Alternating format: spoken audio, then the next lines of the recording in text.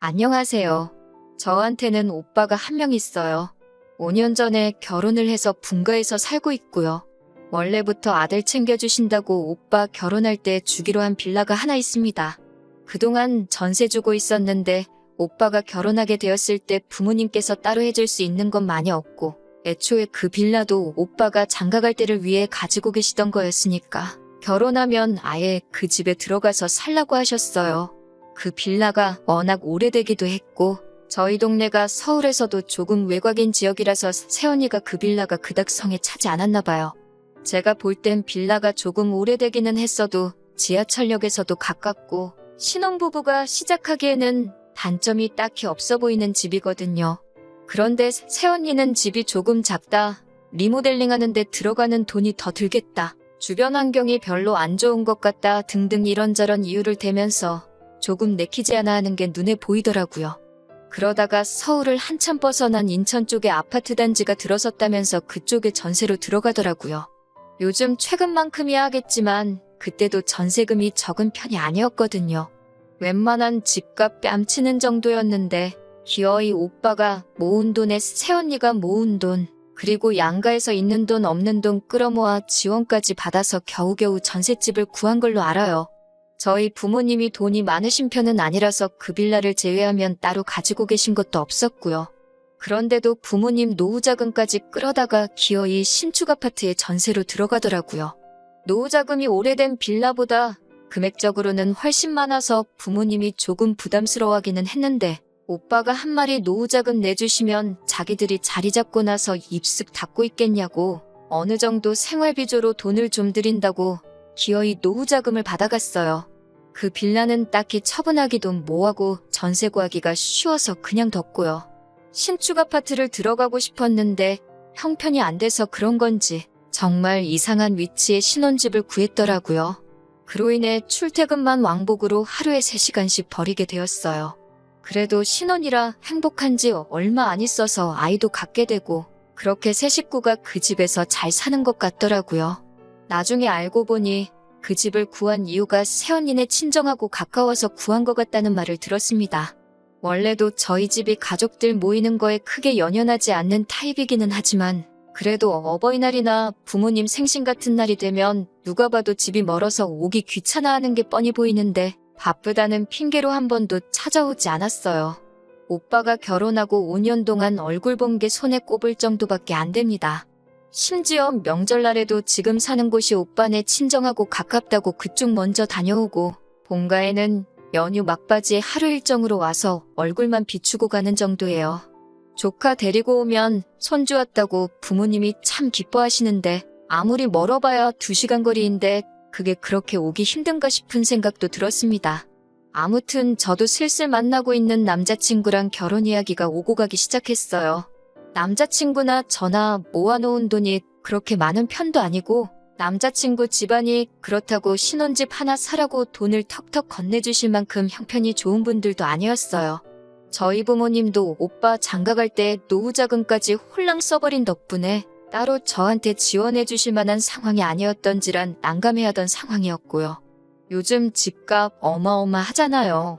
그래서 그냥 월세살이를 해야 하나 아니면 저도 남자친구와 제가 대출을 있는 대로 땡겨봐야 하나 그렇게 하루하루 어떻게 해야 고민하던 찰나에 부모님께서 마침 올해 말에 빌라 전세 계약이 끝이 나니 그때 되면 그 집에 저희가 들어가서 살라고 제안을 하셨어요. 솔직히 노후자금 털어서 오빠 결혼하는데 보태주셨으니 당연히 그 집으로 노후하시겠구나 생각해서 기대도 안 하고 있었거든요. 그리고 여태까지 솔직히 아들 귀하다고 하시면서 아들만 챙기셨지 저는 따로 챙겨주신 적도 없었고요.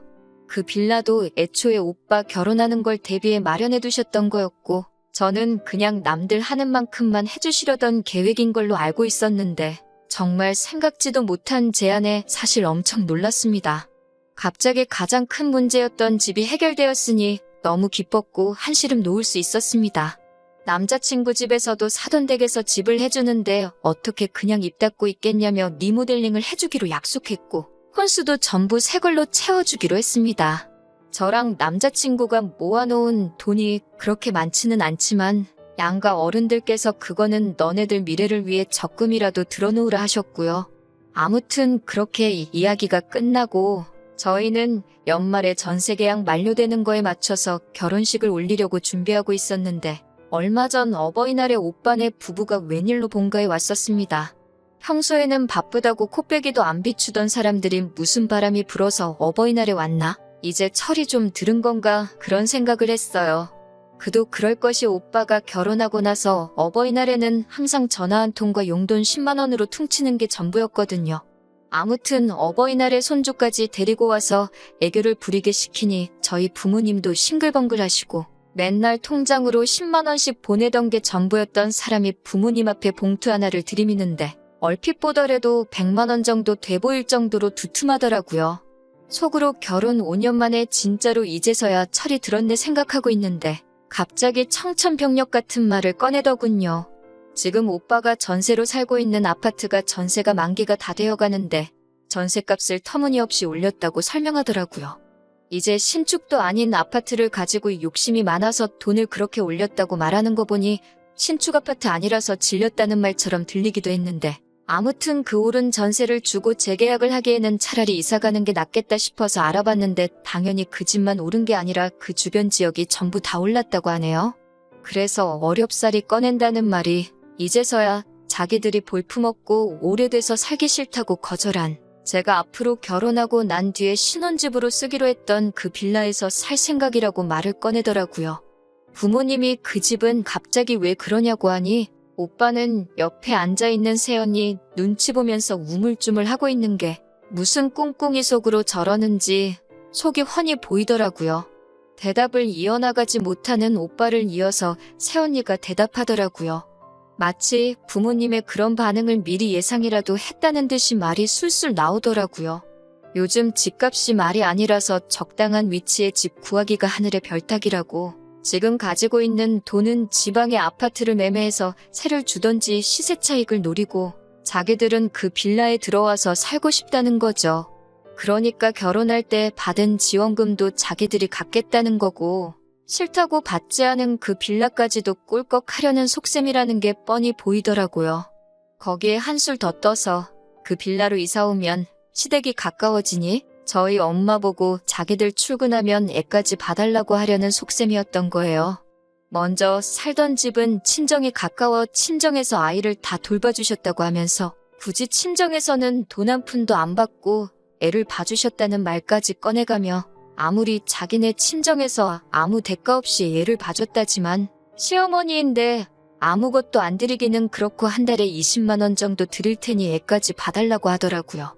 솔직히 통장 내역을 공개할 것도 아니고 새언니가 친정에다가 돈을 줬는지 안 줬는지 저희가 확인할 방법은 없잖아요. 딱 하나 있다면 오빠가 사실대로 이야기하는 건데 오빠가 미쳤다고 사실대로 이야기할 리는 없을 것 같고 그리고 아무리 대출이 있어서 이자를 대출금을 상환하고 있었다고 하지만 두 부부가 5년 동안 맞벌이하면서 새언니 말 맞다나 새언니네 친정에서 아무런 대가 없이 애까지 봐줬다는데 집값이 암만 올랐어도 모아놓은 돈까지 해서 어느 정도 재산이 불어나 있어야 하는 게 정상 아닌가요? 그리고 이제 와서 그 빌라에 들어가서 살겠다는 건 말이 좋아야 제안이지. 솔직히 자기들끼리 벌써 그렇게 하기로 정하고 일방적으로 통보하는 거나 마찬가지인 상황이잖아요. 저 혼자 아무리 속으로 열내봤자 달라지는 상황이 없긴 했지만 그래도 저도 결혼을 앞두고 있고 앞으로 제가 살기로 정해놓은 집을 눈앞에서 빼앗길 것 같아 많이 불안했어요. 그도 그런 게 말씀드렸다시피 아들 귀하게 여기는 집안 분위기 때문에 부모님께서 충분히 그러실 수 있다는 불안한 생각이 들었거든요. 그래도 제 예상과는 다르게 아버지께서 그 집은 저희가 올해 말에 결혼해서 들어가 살기로 했다고 설명을 해주시더라고요. 이미 사돈댁에도 다 이야기가 된 상태고 무르기가 쉽지 않다고 하면서요.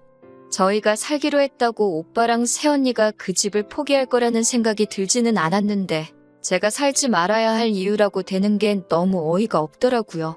저희는 이제 새로 시작하는 신혼부부니까 그 집 포기하고 월세부터 시작해도 되는 거 아니냐고. 자기들은 아이도 있기 때문에 집이 꼭 필요하다고 어린 조카 앞세워서 저희 주기로 한 거는 있고 그냥 자기들 살게 해달라고. 오죽하면 이렇게 와서 부탁을 하겠냐고. 자기들이 가까이 살면 조카도 더 자주 볼 수 있지 않느냐. 애를 위해서라도 꼭 자기들이 그 집에서 살게 해달라고 아주 감정에 호소하더라고요. 옆에서 무슨 말 하는지 들으면서 참고만 있다가 왜 말도 안 되는 억지를 부리고 있느냐고 한마디 했어요. 새언니한테 바톤 터치하고 아무 말도 안 하고 있던 오빠가 그제서야 저한테 새언니한테 말버릇이 그게 뭐냐고 성질을 부리더군요. 화가 나서 오빠한테도 억지 좀 부리지 말라고 화를 내고 있는데 옆에 계시던 아버지께서 저보고 말이 많다고 조용히 좀 하라고 하셨어요. 속이 막 타들어가는 것 같더라고요.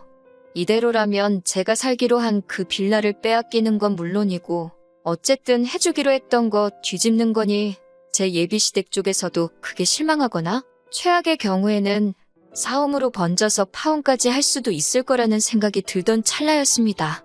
아버지께서 그런 상황이면 빌라에 들어가 살라고 하시더군요. 정말 그 순간에는 하늘이 무너지는 것 같았어요. 그런데 곧바로 이어서 하시는 말씀이 결혼할 때 지원금으로 받아간 노후자금을 돌려달라고 하시더라고요. 제가 결혼할 때 집을 해주기로 했으니 그 돈을 돌려주지 않는다면 그 빌라에 들어가서 사는 건 허락해줄 수 없다고요. 빌라가 워낙에 구축이다 보니 시세가 그렇게 비싼 편이 아니고 부모님이 오빠가 결혼할 때 내어주신 노후자금이 오히려 더 큰 액수였거든요. 예상 못한 대답에 저도 오빠도 새언니도 벙찐 상태로 아버지만 쳐다보고 있었습니다. 새언니가 이어서 말하기를 그 돈을 돌려드리기는 힘들 것 같다고 사실은 애초에 그 빌라에 들어갈 생각으로 그 돈 가지고 지방의 아파트를 매매해 놓은 상태라고 이실직고를 하더라고요. 그러면서 또 조카 이야기를 꺼내며 우리는 애도 있고 앞으로를 위해서 그 정도 투자는 꼭 필요한 거라고 설명을 하는데 계속 새언니랑 오빠 이야기만 듣고 계시던 어머니도 옆에서 한마디 거드시더라고요.